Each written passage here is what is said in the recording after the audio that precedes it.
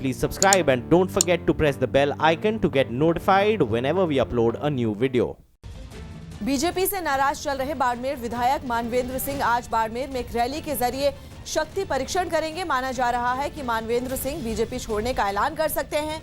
हालांकि बीजेपी की ओर से मानवेंद्र सिंह को मनाने की पूरी कोशिश जारी है, लेकिन उनका अगला कदम क्या होगा वो आज होने वाली रैली के बाद ही साफ हो पाएगा। मानवेंद्र सिंह जी की कुछ नाराजगी है, ये हमारे उच्च स्तरीय की राजनीति है और आज भी पार्टी में उनका सम्मान है। मैं उनसे निवेदन करूंगा और केंद्रीय नेतृत्व से भी आशा करूंगा कि उनको बिठा के सामंजस्य से बिठाएं। और थोड़ी बहुत नाराजगी चलती रहती है पार्टी में। राजनीति एक ऐसा क्षेत्र है जिसके अंदर नाराजगी होती है, मतभेद होते हैं, लेकिन मनभेद नहीं होना चाहिए। छत्तीसगढ़ की राजधानी रायपुर में बीजेपी अध्यक्ष अमित शाह ने सिंधी समुदाय के एक धार्मिक स्थल शदानी दरबार का दौरा किया। चुनावी नजरिए से राज्य में सिंधी समुदाय के मतदाता अहम माने जाते हैं, इसलिए उनका समर्थन जुटाने के लिए बीजेपी अध्यक्ष शदानी दरबार पहुंचे। इस दौरान अमित शाह के साथ मुख्यमंत्री रमन सिंह भी मौजूद रहे और दोनों नेताओं का वहां पारंपरिक तरीके से स्वागत किया गया। बीजेपी अध्यक्ष ने देवी देवताओं के दर्शन किए और पूजा अर्चना की। बड़ी तादाद में जुटे सिंधी समुदाय के लोगों को संबोधित करते हुए अमित शाह ने उनसे बीजेपी के लिए समर्थन मांगा। हम सब देश के पुनर्निर्माण में लगे हैं कि पीठ का आशीर्वाद हम सबके साथ रहे और हमारे कार्य को ईश्वर सफलता दे, ऐसा आशीर्वाद आप हमें दीजिए। विधानसभा चुनाव को देखते हुए सिंधी समुदाय पर सभी सियासी पार्टियों की नजर। जानकारों की राय में वहां शहरों में सिंधी मतदाता अच्छी तादाद में है और सफल कारोबारी के तौर पर भी इनका काफी असर है। लिहाजा अमित शाह के शदानी दरबार दौरे को सिंधी समुदाय को लुभाने की कोशिश के तौर पर देखा गया। यूपी के अलीगढ़ में दो बदमाशों को मुठभेड़ में मार गिराए जाने के बाद पुलिस पर सवाल खड़े हो गए हैं। दोनों बदमाशों के घर वालों ने पुलिस पर 4 दिन पहले उन्हें घर से उठाने का आरोप लगाया और मुठभेड़ में 2 इनामी अपराधियों के मारने के अलीगढ़ पुलिस के दावे पर सवाल खड़े कर दिए। एनकाउंटर में मारे गए बदमाशों मुस्तकीम और नौशाद के घर वालों ने पुलिस पर फर्जी मुठभेड़ का आरोप लगाया। दोनों के परिवार ने दावा किया कि नौशाद और मुस्तकीम को पुलिस घर से उठाकर ले गई और दोनों ने कभी कोई अपराध नहीं किया था। पुलिस ने दोनों के थाने से भागने की झूठी कहानी बताई। मैं मजदूरी में गए हुए थे, बता के नहीं ऐसी इनके घर से पकड़ के ले गए। वहीं मुठभेड़ में मारे गए दोनों बदमाशों के परिवार के आरोपों पर अलीगढ़ पुलिस ने भी जवाब दिया और मुठभेड़ को सही बताया। 6 लोगों के मर्डर में इनकी तलाश थी, लगातार दबिशें दी जा रही थी। मुठभेड़ में ये लोग मारे गए हैं और ये आरोप पूरी तरह से निराधार हैं कि पुलिस पहले से उठा करके लाई थी। लेकिन मुठभेड़ पर पुलिस की सफाई राजनीतिक दलों को रास नहीं आई, क्योंकि इस मुठभेड़ को फर्जी बताते हुए राजनीतिक दलों ने यूपी में हुई दूसरी मुठभेड़ को लेकर भी योगी सरकार और पुलिस को घेरा और बीएसपी ने इस पूरे मामले की जांच की मांग की। जांच होनी चाहिए, इंसाफ मिलना चाहिए। भाई किसी भी आदमी को उठा के ऐसे मार दोगे। वहीं कांग्रेस ने भी योगी सरकार पर हमला बोला और परिवार के आरोपों को सही बताया। अगर घर वाले कह रहे हैं घर से ले जाकर के उनको मारा गया है तो इसकी तहकीक तो होनी चाहिए और ये शिकायत तो उत्तर प्रदेश की पुलिस के खिलाफ लगातार आ रही है। अलीगढ़ पुलिस ने गुरुवार को मुठभेड़ में 2 बदमाशों को मार गिराया था, जिसके बाद अपराधियों के परिवार वालों ने उनका अंतिम संस्कार करने से इनकार कर दिया। हालांकि बाद में पुलिस वालों ने उनके रिश्तेदारों की मौजूदगी में दोनों बदमाशों को दफना दिया।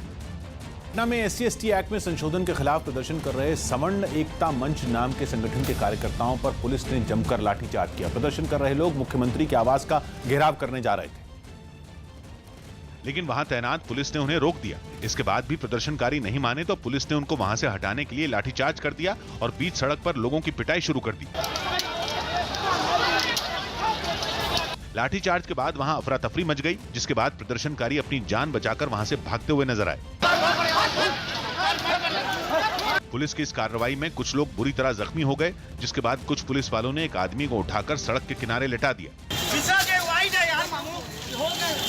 SC/ST एक्ट में बदलाव के खिलाफ सवर्णों से जुड़े तमाम संगठन कई दिनों से सरकार विरोधी प्रदर्शन कर रहे हैं, जिसकी एक तस्वीर मध्य प्रदेश में दिखी जहां सीएम शिवराज सिंह चौहान के उस बयान पर सियासत गर्मा गई जिसमें उन्होंने SC/ST एक्ट में जांच से पहले गिरफ्तारी नहीं होने का दावा किया। कांग्रेस का आरोप है कि अपनी ही पार्टी के फैसले पर घिरने के बाद शिवराज अब सवर्णों को साधने में जुटे हैं, जिसके लिए वो इस तरह की बयानबाजी कर रहे हैं। शिवराज सिंह चौहान को घेरते हुए कांग्रेस ने उन्हें संवैधानिक सीमाओं की भी याद दिला दी। न्यायालयों को निर्देशित कर सकते हैं, उनके पास क्या ये अधिकार है, ये तो उन्हें स्वयं समझना चाहिए कि उनकी संवैधानिक मर्यादाएं क्या हैं। मुख्यमंत्री शिवराज सिंह चौहान के बयान पर सपाक्स यानी सामान्य पिछड़ा एवं अल्पसंख्यक वर्ग अधिकारी कर्मचारी संस्था ने विरोध जताते हुए इस पर कानून बनाए जाने की मांग की। मध्य प्रदेश का एक्ट बनाएं और कहें कि हमारे प्रदेश में तो कोई बिना जांच के अरेस्ट होगा ही नहीं। ऐसा कर दें तो बहुत सर्वोचित होगा। इससे पहले सीएम शिवराज ने दावा किया था कि मध्य प्रदेश में SC/ST एक्ट का दुरुपयोग नहीं होगा। मैं फिर दोहरा रहा हूं कि बिना अनुसंधान के गिरफ्तारी नहीं होगी। केंद्र सरकार ने संशोधन के जरिए सुप्रीम कोर्ट के फैसले को बदल दिया था, जिसके बाद SC/ST समाज से जुड़े किसी व्यक्ति की शिकायत पर बिना जांच के केस दर्ज करने और बिना अग्रिम जमानत के 6 महीने के लिए जेल भेजने का कानून फिर लागू हो गया। लेकिन मध्य प्रदेश में इस फैसले का विरोध जारी है। असम के नगांव में एक तालाब के किनारे करंट फैलने से वहां आग लग गई, जबकि एक आदमी करंट की चपेट में आ गया। बताया गया कि तालाब में हाई वोल्टेज बिजली का तार गिरने से पानी में करंट फैल गया, जिससे 6 मछुआरों की मौत हो गई, जिनमें से एक आदमी को तालाब के किनारे ही करंट का जोरदार झटका लगा, जिससे वहां आग भी लग गई। तत्काल आसपास मौजूद लोगों ने लकड़ी के सहारे आग को बुझाया और उस आदमी को बचाने की कोशिश की, जो नाकाम साबित हुई। जबकि कुछ मछुआरे पानी में फैले करंट की चपेट में आ गए, जिन्हें बाद में लोगों ने पानी से बाहर निकाला। इस दौरान तालाब किनारे लोगों की भारी भीड़ जुट गई और वहां मातम पसर गया। मारे गए कुल 6 लोगों में 10 साल का एक बच्चा भी शामिल है। इस हादसे में करीब 3 लोग गंभीर रूप से जख्मी हो गए, जिन्हें वहां मौजूद लोगों ने अस्पताल में भर्ती करवाया। दावा किया गया कि सुबह के वक्त बिजली के खंभे से एक तार के ढीले होने की सूचना वहां के लोगों ने बिजली विभाग को दी थी, लेकिन बिजली विभाग के कर्मचारी ने दावा किया कि तार में करंट नहीं है और खतरे की बात टाल दी। इसके घंटे भर बाद ही मछुआरे पानी में उतरे तो करंट की चपेट में आ गए, जिसके बाद भी मछुआरों की मौत से नाराज लोगों का गुस्सा भड़क गया और उन्होंने उस पर बिजली कर्मचारी के घर में तोड़फोड़ कर दी। और नाराज लोगों की भीड़ हाथों में लाठियां लेकर बिजली विभाग के कर्मचारी के घर पहुंच गए और वहां खड़ी एक कार में जमकर तोड़फोड़ की। इलाके में तनाव फैलने के बाद राज्य के जल संसाधन मंत्री केशव महंत मौके पर पहुंचे, लेकिन वहां उन्हें लोगों की नाराजगी का शिकार होना पड़ा। मंत्री केशव महंत ने लोगों को उचित मुआवजा देने का आश्वासन दिया, जिसके बाद उनका गुस्सा शांत हुआ। वहीं मुख्यमंत्री सर्बानंद सोनोवाल ने मामले में न्यायिक जाँच के आदेश भी दे दिए। देश के स्कूलों में बच्चों को शिक्षा तो मिल रही है, लेकिन उनके खेलने कूदने के इंतजाम बेहद कम है। अंग्रेजी अखबार द टाइम्स ऑफ इंडिया में छपी एक रिपोर्ट के मुताबिक देश के 40% स्कूलों में बच्चों के खेलने के लिए मैदान तक नहीं है। इस मामले में सबसे बुरा हाल ओडिशा का है, जहां सिर्फ 33% स्कूलों में ही खेल के मैदान है, जबकि मेघालय और लक्षद्वीप में करीब 35% बच्चों को ही स्कूल में खेलने की सुविधा मिल पाती है। रिपोर्ट में बताया गया कि पंजाब इकलौता राज्य है जहां के तकरीबन 98% स्कूलों में बच्चों के खेलने कूदने की पूरी सुविधा है। वहीं केंद्र शासित प्रदेश चंडीगढ़ के 92% स्कूलों में खेलने की सुविधाएं मौजूद हैं। राजधानी दिल्ली के भी 87% स्कूलों में बच्चों के खेलने के लिए मैदान है।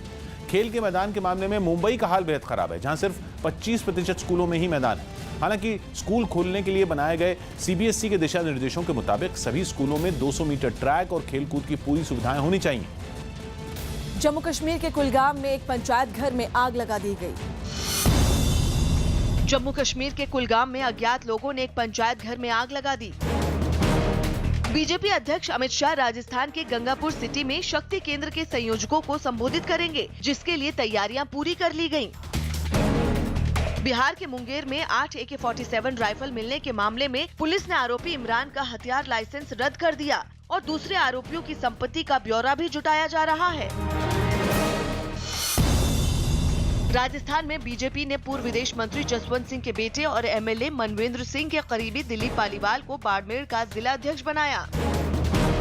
बिहार के नालंदा में दहेज के लिए हत्या के मामले में पुलिस ने महिला की सास को गिरफ्तार किया, जबकि बाकी 6 आरोपियों की तलाश जारी है। बिहार में पटना में तेज बारिश की वजह से कई इलाकों में पानी भर गया, जिससे लोगों को काफी परेशानी का सामना करना पड़ा।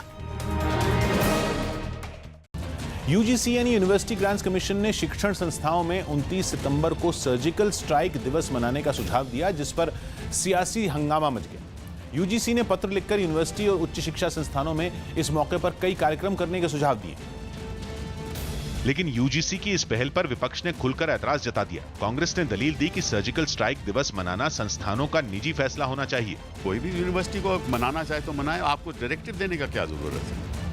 अगर मैं अपने घर में सर्जिकल स्ट्राइक मनाना चाहता हूं तो मैं मनाऊंगा। प्रधानमंत्री जी मनाना चाहते हैं तो मनाएं। इससे पहले यूजीसी की ओर से सभी विश्वविद्यालयों को एक पत्र लिखा गया जिसमें 29 सितंबर को सर्जिकल स्ट्राइक दिवस के मौके पर कार्यक्रम करने के सुझाव दिए गए। इसमें कॉलेजों में एनसीसी परेड और पूर्व सैनिकों को बुलाकर उनसे बातचीत करना भी शामिल है। हालांकि यूजीसी के इस पत्र में संस्थानों से आयोजन का अनुरोध किया गया है, लेकिन विपक्ष ने यूजीसी के इस पत्र के बहाने बीजेपी पर सियासत का आरोप लगा दिया तो सरकार हैरान है। हम किसी को कंपल्सरी नहीं करते, जिनको आना है वो आते हैं, जिन इंस्टीट्यूट को करना है वो करते हैं, क्योंकि ये उन्हीं की मांग थी। 29 सितंबर 2016 को सेना ने पीओके में जाकर आतंकियों के ठिकानों को तबाह कर दिया था। सरकार ने दलील दी कि सर्जिकल स्ट्राइक दिवस मनाने का मकसद जवानों को सम्मान देना है।